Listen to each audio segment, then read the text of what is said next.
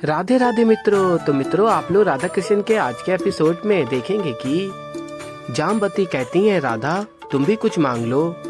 हम सब चाहते हैं कि तुम्हें भी स्वर्ण मिले। और बाकी लोग भी कहने लगते हैं, राधा तुम्हें भी स्वर्ण मांगना चाहिए।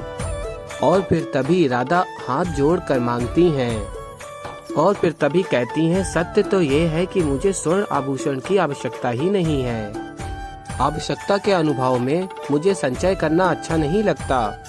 और फिर कहती हैं, मुझे जिसकी आवश्यकता है वो तो मेरे साथ ही है। और फिर तभी लक्ष्मी कहती हैं, राधा मैं प्रथम बार किसी स्त्री के मुख से ना सुन रही हूँ। और फिर कहती हैं, मांग भी लो, स्वर्ण जितना अधिक हो उतना ही अच्छा है। और फिर राधा कहती हैं, मेरे निकट जितने भी आभूषण हैं उससे अधिक का प्रयोग मैं कभी नहीं कर सकती। और जब स्वर्ण का प्रयोग ही ना किया जाए तो उसका लाभ ही क्या है। ऐसा तो प्रयास ही व्यर्थ हो जाता है। कभी भरे हुए पात्र में जल डाला है, उसमें और जल रुक ही नहीं सकता, तो जल डाला ही क्यों जाए। और फिर तभी राधा कहती हैं, मुझे स्वर्ण नहीं चाहिए। और फिर लक्ष्मी कहती हैं, इस अवसर को छोड़ने पर कहीं बाद में तुम्हें दुख ना हो।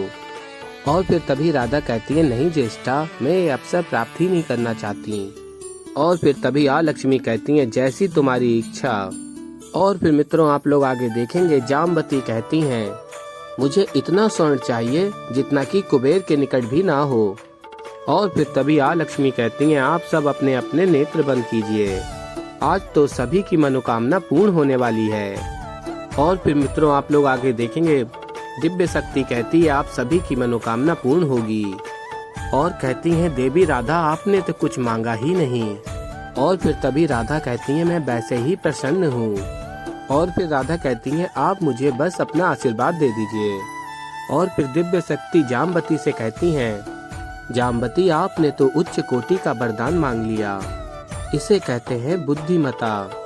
किंतु एक समस्या है, आपने जो मांगा है वो आपको मिलेगा, किंतु 5 वर्षों के पश्चात। और फिर तभी कहती हैं, जामवती आपको वरदान 5 वर्षों के पश्चात ही मिल पाएगा। यदि आप ऐसा नहीं चाहती तो कोई अन्य वरदान भी मांग सकती हैं। थोड़ा बहुत स्वर्ण तो आपको आज भी मिल जाएगा, किंतु कुबेर के स्वर्ण के समान विशाल नहीं होगा। और फिर तभी राधा जामवती से कहती हैं, जामवती मैं तो कहती हूँ आज ही थोड़ा बहुत स्वर्ण ले लो। 5 वर्षों में स्वर्ण तो मिलेगा, किंतु इतने समय के लिए तुम्हारा मन उसी में अटका रहेगा। और कहते हैं ना, लोभ करना उचित नहीं है। और फिर जामवती कहती हैं, नहीं नहीं राधा, जब मुझे इतना स्वर्ण मिल सकता है तो मैं अल्प स्वर्ण में संतुष्ट क्यों रहूं। मुझे तो कुबेर का स्वर्ण ही चाहिए, भले ही मुझे उसके लिए 5 वर्षों की प्रतीक्षा करनी पड़े। और फिर तभी दिव्य शक्ति कहती हैं, जैसी आपकी इच्छा, किंतु इस कुबेर के स्वर्ण के लिए आपको मूल्य चुकाना होगा। और फिर तभी जामवती कहती हैं, हाँ, मैं इस कुबेर के स्वर्ण के लिए कोई भी मूल्य चुका सकती हूँ।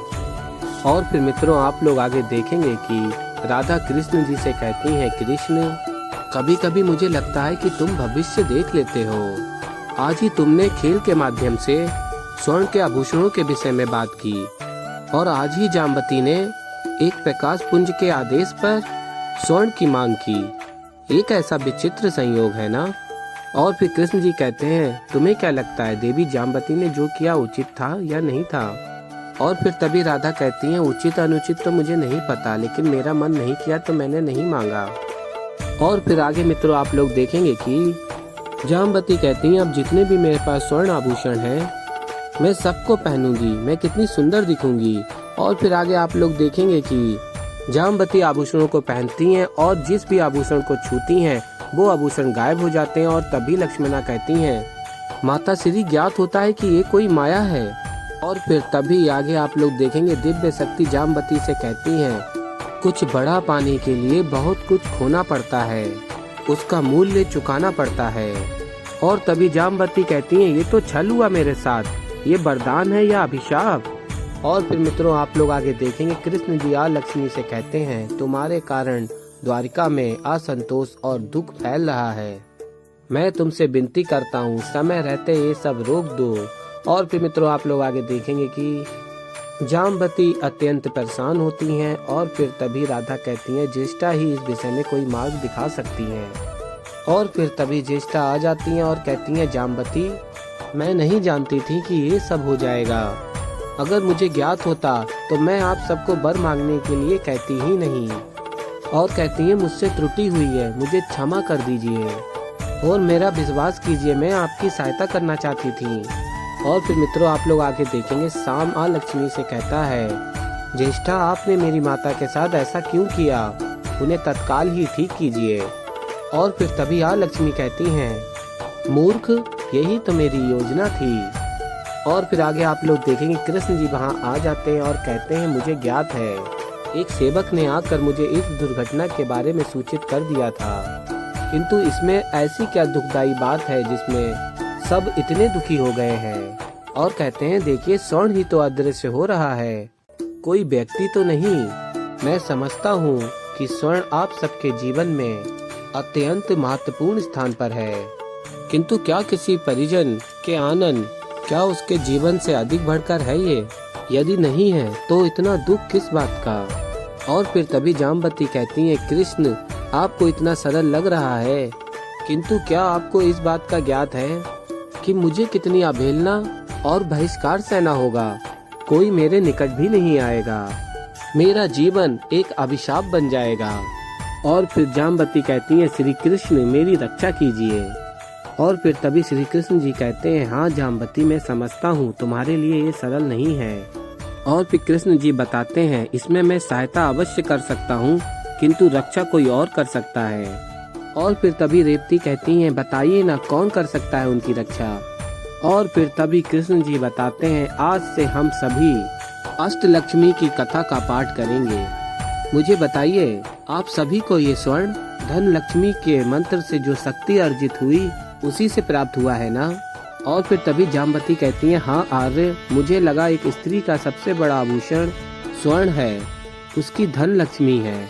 और फिर तभी श्री कृष्ण जी बताते हैं तो आज से हम महालक्ष्मी के धन लक्ष्मी रूप की कथा का श्रवण करेंगे। धन लक्ष्मी के इस रूप के विषय में जानते हैं, उसके अर्थ को और उचित प्रकार से समझते हैं। आइए हम सब इसी क्षण मंदिर चलते हैं। और फिर मित्रों आप लोग आगे देखेंगे कि कृष्ण जी बताते हैं अष्टलक्ष्मी के नाम केवल इनके उच्चारण में ही अत्यधिक शक्ति है। इतनी शक्ति है कि इन नामों से ही अलक्ष्मी दूर हो जाती है। तो ऐसे ही मित्रों आगे और भी बहुत कुछ देखने को मिलेगा। तो अभी के लिए इस वीडियो में इतना ही। तो मित्रों अगर आप लोगों को हमारी वीडियो पसंद आई हो तो वीडियो को कर दीजिएगा लाइक, और चैनल पे नए हैं तो चैनल को कर लीजिएगा सब्सक्राइब और बेल आइकन को जरूर प्रेस कर दीजिएगा, जिससे कि हमारी नई वीडियो का नोटिफिकेशन आपको मिल जाए। तो मित्रों मैं मिलता हूँ आप लोगों को जल्दी ही एक नई वीडियो के साथ। तो तब तक के लिए राधे राधे मित्रों।